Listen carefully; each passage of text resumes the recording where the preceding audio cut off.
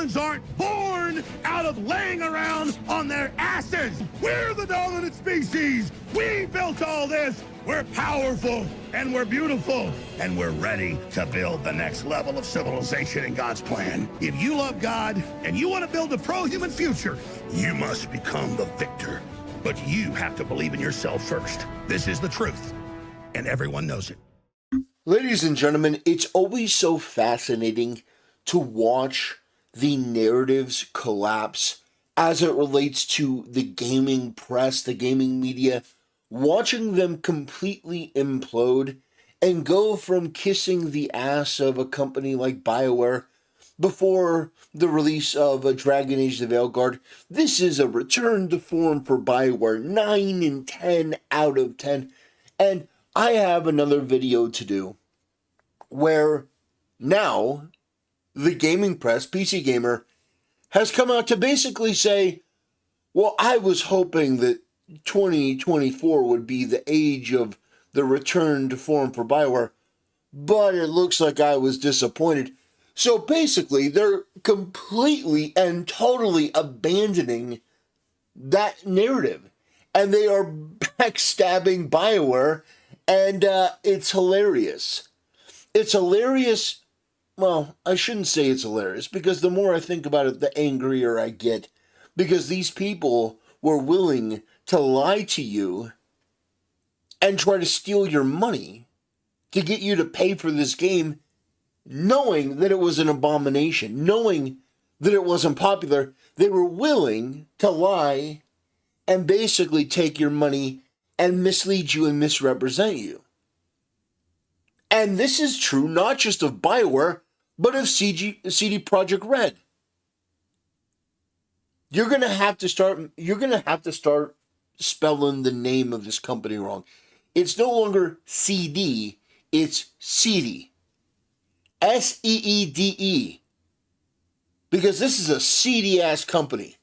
So there were many content creators that talked about the fact that there was major turmoil at these companies because of wokeness, because of DEI, because of ESG, because of all this other rock-gut degenerate bullshit.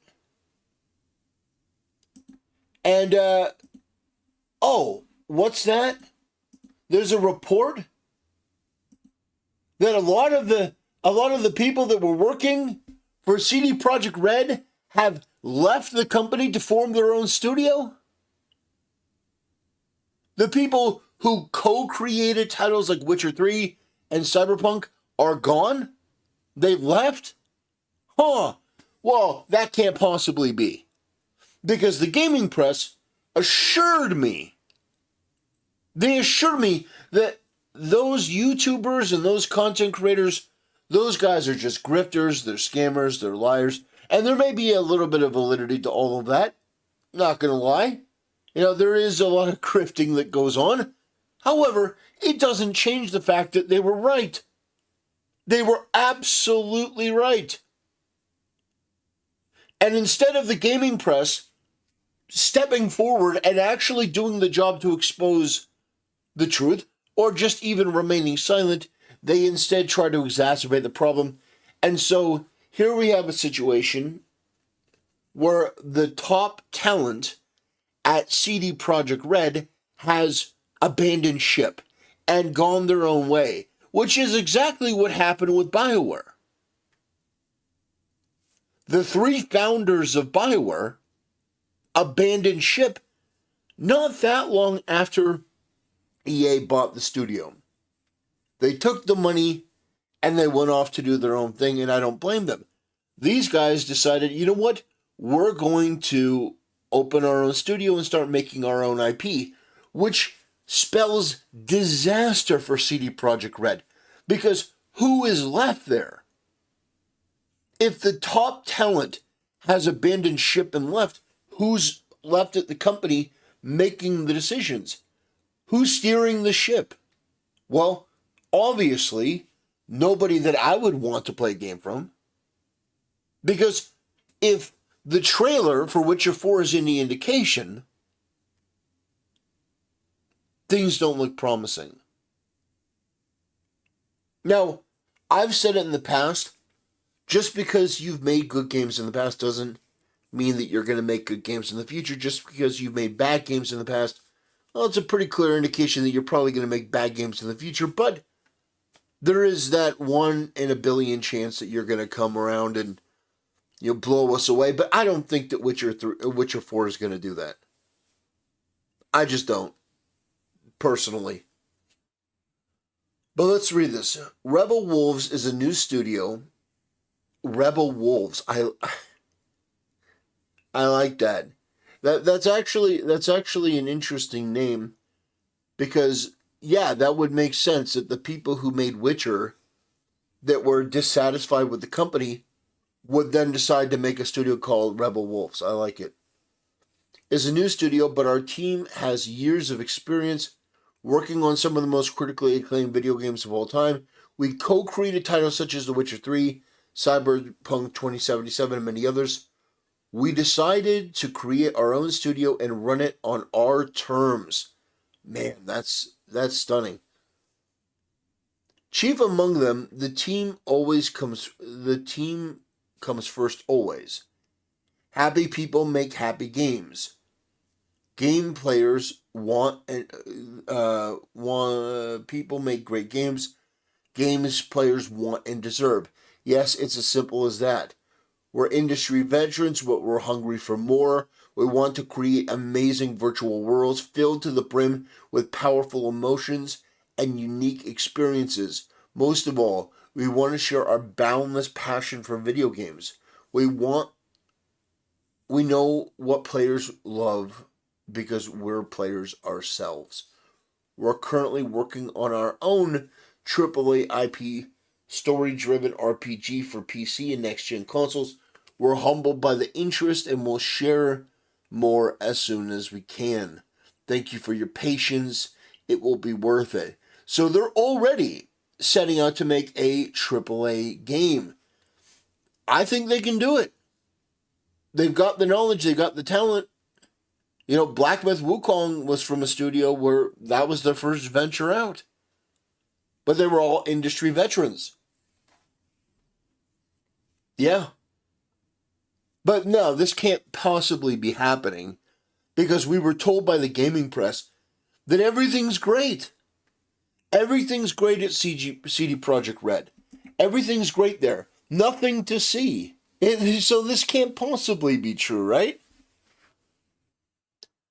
The takeaway from this, I think, is multifaceted. Number one, my advice to all of you as a general rule is never pre-order games. Never pre-order them. Doesn't matter how secure you feel about a company. There are a few exceptions. Like, for example, The Legend of Zelda.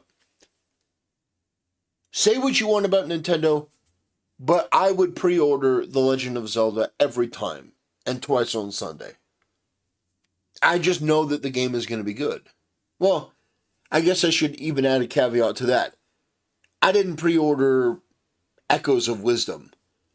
But if they came out with another Legend of Zelda game that was a, AAA big budget Legend of Zelda, yeah, absolutely I would pre-order it, because I know that I'm going to play it. And I know that whether I love every element of it, I know that it's going to be something that's worth my time and money. This is another opportunity. I wouldn't pre-order the game, but I would definitely give it a look.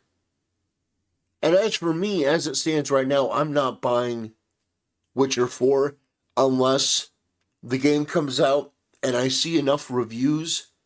And by reviews, I don't mean the gaming press, because, they're liars.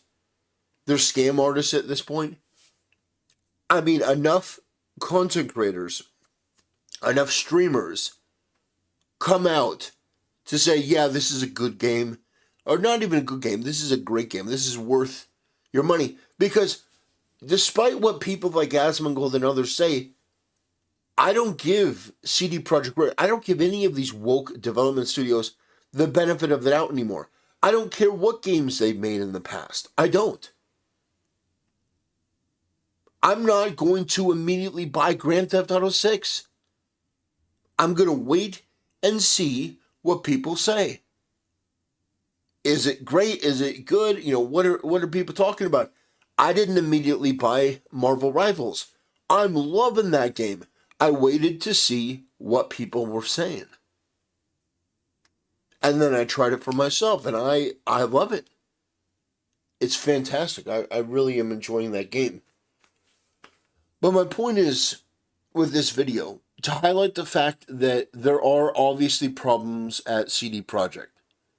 This company is going through something, and to pretend that it's not, I think, first of all, insults the intelligence of the people that are in the gaming space and paying attention. I think at the end of the day, it allows for the gaming press to continue to double down on their narratives. And by the way, these people in the gaming press, these hoes ain't loyal. Because we're going to be doing a video about what's happening with BioWare. And holy shit. It's hard to believe. It's hard to believe that this is real. If you want to know what I'm talking about this article here. This is from PC Gamer. You know, the same PC Gamer that glazed the asshole of Dragon Age Veilguard. Yeah, that same PC Gamer. In fact, let's look up PC Gamer Dragon Age Veilguard review. What did PC Gamer? What did they give this game? I'm just curious.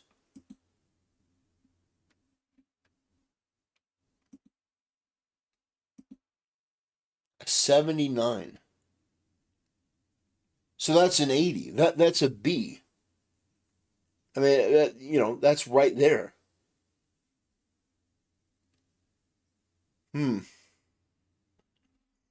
Dragon Age's Return nails the action RPG pivot, but falls short of the storytelling the series is known for.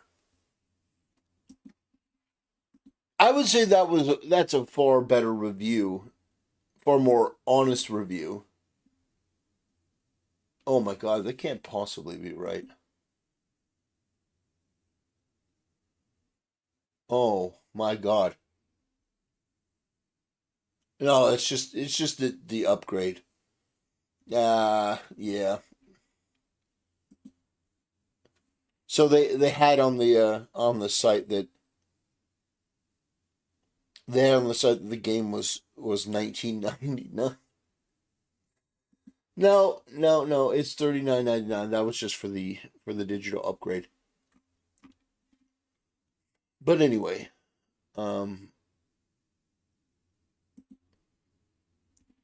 yeah. How by the way, how's that going, by the way? Gamers don't have to be your audience anymore. Gaming journalism, it took a while, but gaming journalism really, really has destroyed itself. And I think that a consequence that we're seeing are a lot of these people are basically having to come to terms with, yeah, we lied. We lost our reputation. We sold our soul. And we have nothing to show for it. And in the meantime, YouTubers and content creators are getting bigger. They're the ones breaking the story. They're the ones being more honest. I couldn't live with myself if I did what the gaming press did. If I came in here, hey guys, welcome to my channel. Oh man, Dragon Age the Veilguard looks amazing. 9 or 10 out of 10. Game of the Year contender. And then after the sales plummet, and after the game is not critically received very well, critically received by the only critics that matter, which is the gamers. And if I were to, have disgraced myself and then come back and say, oh, the game is a major disappointment. It's like, first of all, the game wasn't a 79. The game wasn't an 80. The game wasn't a 69. The game was a 2 out of 10. All right, this was a 2 out of 10 game. This game, Dragon Age: The Veilguard. But when it comes to Bioware, when it comes to CD Projekt Red, these companies are filled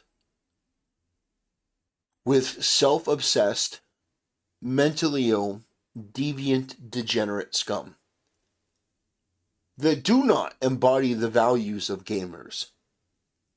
They want to go into business for themselves and create something just for them. And the answer to that should always be no, that you should make a product for the people that you're expecting to buy your game.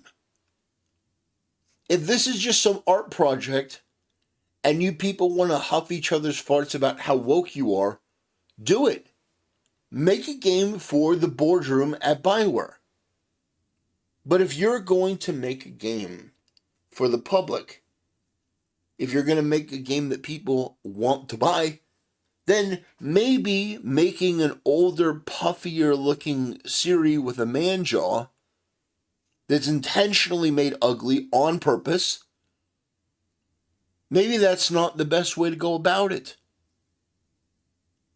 Maybe having the toxic and poison attitude of putting the game out before it's done like you did for Cyberpunk 2077, maybe that's not the best idea. So I look forward to seeing what Rebel Wolves does, but I think the gaming press owes YouTube content creators who talk about this an apology, because you were wrong. And all your gaslighting, and all your downplaying, and all your insecure, petty tantrums, what did it amount to? Nothing. Other than you hurt your own reputation because you were wrong again. And you'll be wrong again, and you'll be wrong again because you don't get it. You don't understand. Anyway, ladies and gentlemen, that'll do it for today's video. Thanks for watching. See you next time.